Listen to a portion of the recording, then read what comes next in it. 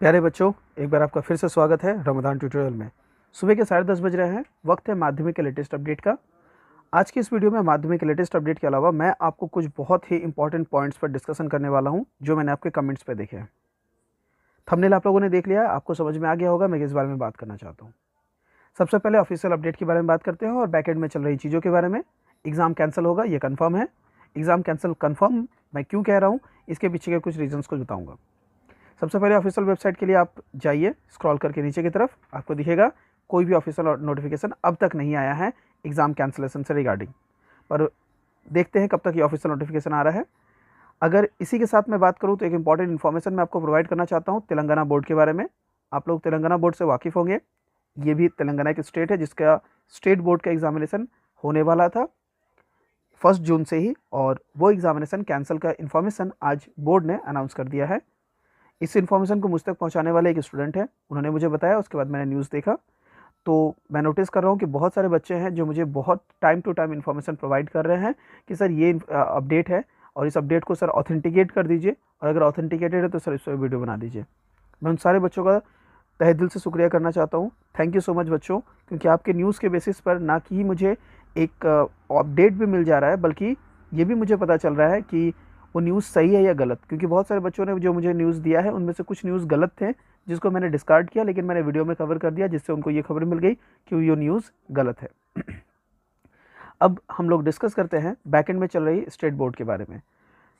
State board में अगर हम लोग अपने वेस्ट बंगाल स्टेट की बात करें तो यहाँ पर जो इन्फॉर्मेशंस अब तक मिले हैं, चीफ मिनिस्टर वो हमारे एग्जामिनेशन से रिगार्डिंग डिस्कस करेंगे और उनका डिसीजन लिया जाएगा।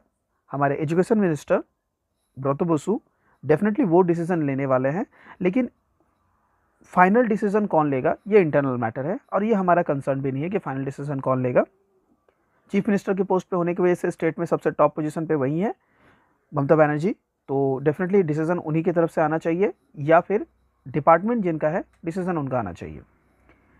ये सभी कंसर्न के पॉइंट्स नहीं है। कंसर्न का पॉइंट है कि क्या होगा एग्ज़ाम का। मैं आपको गारंटी देके कह रहा हूँ एग्ज़ाम कैंसिल होगा, पर इससे जुड़ा हुआ कुछ क्वेश्चन है जो बच्चों के मन में लगातार आ रहे हैं। मैं उन क्वेश्चन को यहाँ पर पहले लेना चाहता हूँ, क्योंकि और भी बहुत सारी बातें हैं जो मुझे इसमें एग्ज़ाम से रिलेटेड आपको बतानी है। अगर कोई बच्चा ये सोच रहा है कि हमने तैयारी नहीं की है और हम बस एग्ज़ाम नहीं देना चाहते हैं और वो इन वीडियोज़ को देख रहे हैं, तो उन लोगों के लिए बिल्कुल भी ये वीडियो प्रोडक्टिव नहीं होगा, सही नहीं होगा, सूटेबल नहीं रहेगा। क्योंकि हम यहाँ पर एग्ज़ाम से भागने की बात बिल्कुल नहीं कर रहे हैं। मैं उन बच्चों से बात कर रहा हूँ जो बच्चे एग्ज़ाम की तैयारी पूरी तरीके से करके रखे हुए हैं, लेकिन अपने हेल्थ के साथ कॉम्प्रोमाइज़ करके एग्ज़ाम देने को तैयार नहीं है। आप सभी बच्चे उसी कैटेगरी में हैं, मुझे अच्छे से पता है। कुछ बच्चे, 1-2 बच्चे ऐसे होते हैं जो इस कैटेगरी में नहीं बिलोंग करते हैं, और वैसे ही बच्चे जो इस कैटेगरी में बिलोंग नहीं करते हैं कि उन्होंने अपनी तैयारी ही नहीं की हुई है, वो आकर मुझे नेगेटिव कमेंट देते हैं जिससे मैं थोड़ा डिमोटिवेट होता हूँ। लेकिन फिर बाकी बच्चे आके सपोर्ट पे मुझे पता चलता है कि नहीं, मुझे मोटिवेटेड रहना है, आप लोगों के लिए अपडेट्स लाते रहने हैं। फिर से बताऊं, ऐसा कोई भी बच्चा जो इस वीडियो को देख रहा है जो एग्ज़ाम की तैयारी नहीं करके रखा हुआ है और वो सोच रहा है कि एग्ज़ाम कैंसिल करवा दिया जाए, उसके लिए ये वीडियो बिल्कुल नहीं है। पर हम जो बच्चे ऐसे हैं जिन्होंने अपनी पूरी तैयारी कर रखी हुई है, एग्ज़ाम के लिए हम पूरी तरीके से प्रिपेयर हैं, बस हमें अपने हेल्थ से कॉम्प्रोमाइज़ करके एग्ज़ाम नहीं देना है। बाकी अगर एग्ज़ाम हो तो हम एग्ज़ाम देने को बिल्कुल तैयार हैं। वो बच्चे इस वीडियो को हमारे साथ कंटिन्यू कर सकते हैं। मैंने कल भी कहा था आपसे कि अगर आप अग्री करते हैं इस पॉइंट से कि हेल्थ को कॉम्प्रोमाइज़ करके हम एग्ज़ाम नहीं दे पाएंगे, लेकिन अगर आप हमारे हेल्थ को कंसर्न कर रखेंगे तो हम एग्ज़ाम देने को तैयार हैं। अगर आप इस बात से अग्री करते हैं तो प्लीज़ हमें कमेंट करके बताइएगा। कल भी मैंने ये कहा था, मैं आज भी कहूँगा कि आप लोग प्लीज़ कमेंट कीजिएगा। हमारा एक ही हेडलाइन है, हमारा एक ही पॉइंट है, हमारा एक ही स्लोगन है, exam must but health first. And I hope कि सारे बच्चे इस बात से वाकिफ़ भी हैं। यहाँ पर मैं आपको एक बात बताना चाहूँगा बैकएंड में चल रही चीज़ों के बारे में।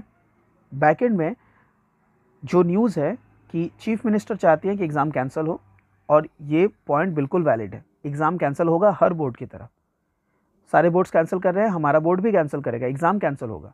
लेकिन अगर कोई ये सोच रहा है कि होम सेंटर पे एग्ज़ाम होने पर भी हम एग्ज़ाम नहीं दे पाएंगे, हाँ, हेल्थ कॉम्प्रोमाइज़ करके एग्ज़ाम नहीं दे पाएंगे, लेकिन अगर होम सेंटर तक पहुंचने के लिए सबके लिए पूरी इंतजामात किए जाए, पूरे तरीके से आप लोगों को सारी चीज़ें पहुंचाई जाएं और उसके बाद अगर सारे प्रोटेक्शंस के बीच में आप लोगों को एग्ज़ाम देने के लिए कहा जाए, हो सकता है कि एक दिन में केवल 10-15 बच्चों का एग्ज़ाम लिया जाए, जिसमें कुछ रिटन पेपर्स, डॉक्यूमेंट, क्योंकि आपको पता है वेस्ट बंगाल बोर्ड ने अभी तक कोई रिटन डॉक्यूमेंट रेडी नहीं किया है, तो उनको रिटन डॉक्यूमेंट रेडी करना बहुत ज़रूरी है।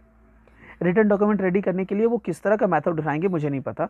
होम सेंटर की बात, जैसा कि आज हम लोगों ने कल अपने न्यूज़ में देखा था 12th को, आज 13th है। आपको पता है कि आज के न्यूज़ में हमारे पास ऐसा कोई इन्फॉर्मेशन नहीं है, लेकिन कल हम लोगों ने ये बात देख लिया था, ऑफिशियल नोटिफिकेशन नहीं है, कि होम सेंटर पे एग्ज़ाम की बात हमारे पर्षद की तरफ से निकल कर आ रही है।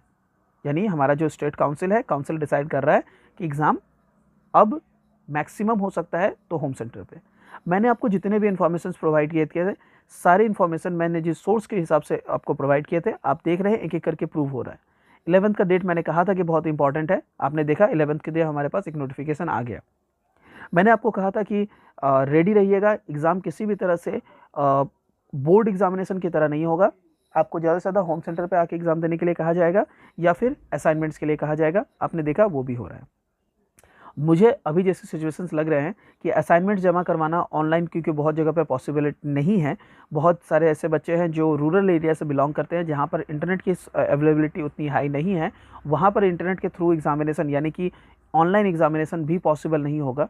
तो असाइनमेंट जमा करना ही उनके लिए एक उपाय है। मुझे लगता है कि असाइनमेंट के बेसिस पे या फिर सारे स्कूल को इंटरनली कह दिया जाएगा कि आप अब जिन बच्चों को जानते हैं, आप लोगों ने बच्चों को 1 साल 2 साल पढ़ाया है, तो आप उनको जानते हैं, उनसे आप वाकिफ़ हैं, आप अपने बेसिस पर उनको प्रमोट कीजिए, उनको मार्क्स रिवॉर्ड कीजिए। इस तरह का कोई डिसीजन लिया जाएगा।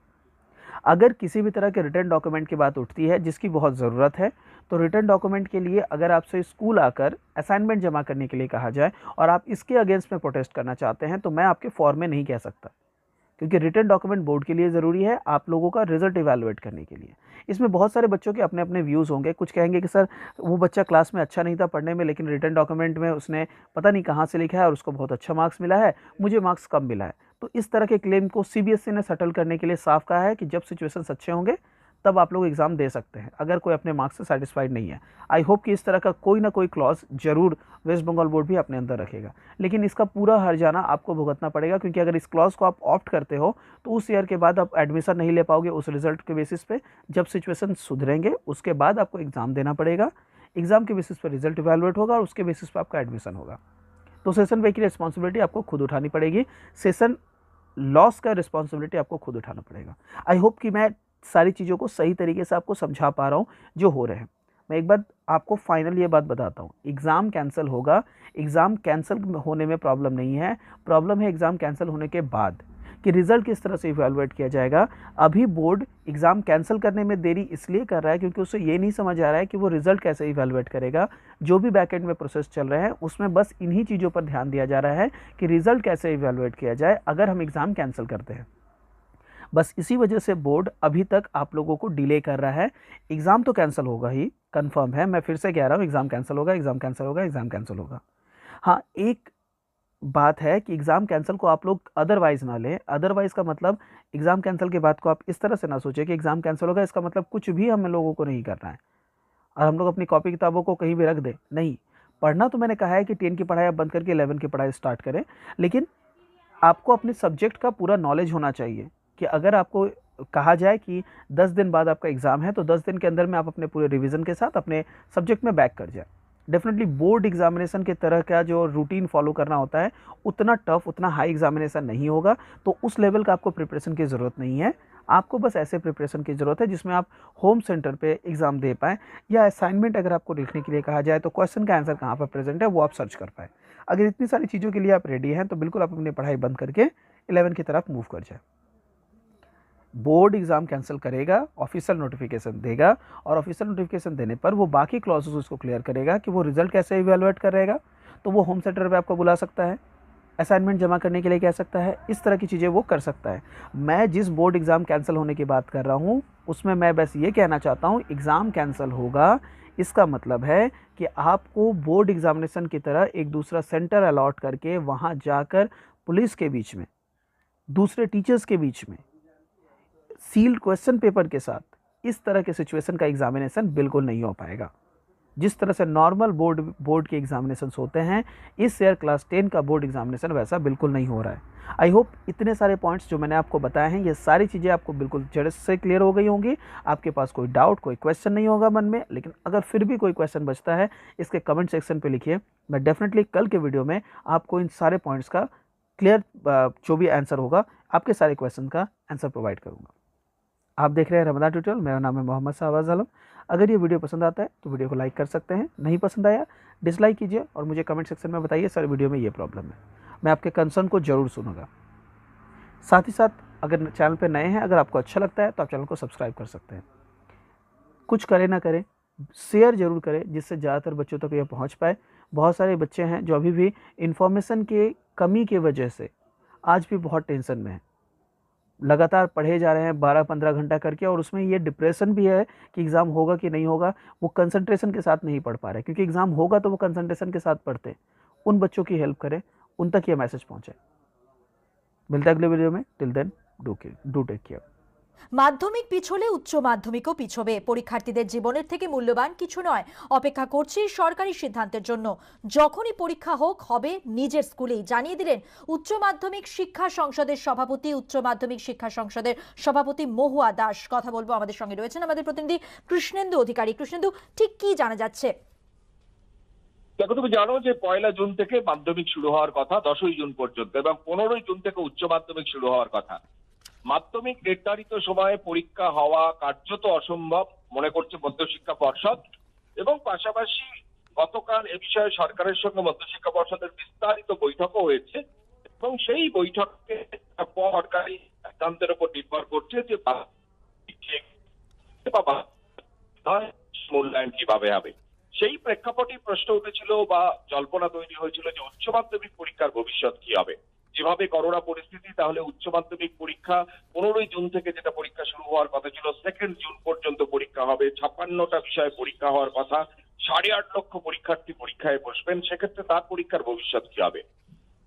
শিক্ষা সংসদ যেটা জানাচ্ছে, মাধ্যমিক যদি পিছিয়ে যায় উচ্চ মাধ্যমিকও পিছিয়ে দেবেন তারা, এবং পাশাপাশি উচ্চ মাধ্যমিক এবার নিজের স্কুলেই হবে। অন্য স্কুলে গিয়ে যে পরীক্ষা দিতে হতো সেটা স্কুলেই হবে। ইতিমধ্যেই উচ্চ মাধ্যমিক শিক্ষা সংসদ জানিয়ে দিয়েছে যে ক্ষেত্রে যে অ্যানুয়াল বা বার্ষিক পরীক্ষা, সেই পরীক্ষা বাতিল করা হয়েছে। সেই সরাসরি তারা 12 বা দ্বাদশ শ্রেণীতে উঠে যাবেন। কিন্তু যারা উচ্চ মাধ্যমিক পরীক্ষা দেবেন এবারে, অর্থাৎ মার্চ মাসের পরীক্ষা পিছিয়ে জুন মাসে করা হয়েছিল 15 তারিখ থেকে, সেই পরীক্ষাটা গোটাটাই নির্ভর করছে সরকারি সিদ্ধান্তের উপর। সরকার কি সিদ্ধান্ত নেয়, মাধ্যমিক যদি পিছিয়ে যায় তাহলে উচ্চ মাধ্যমিকও পিছিয়ে যাবে, এটা কত নিশ্চিত, এটাই জানিয়ে দিয়েছে উচ্চ মাধ্যমিক শিক্ষা সংসদ। ধন্যবাদ কৃষ্ণেন্দু। অর্থাৎ মাধ্যমিক পিছলে উচ্চ মাধ্যমিকও পিছবে, পরীক্ষার্থীদের জীবনের থেকে মূল্যবান কিছুই নয়, এমনটাই কিন্তু জানিয়ে দিলেন উচ্চ মাধ্যমিক শিক্ষা সংসদের সভাপতি মহুয়া দাস।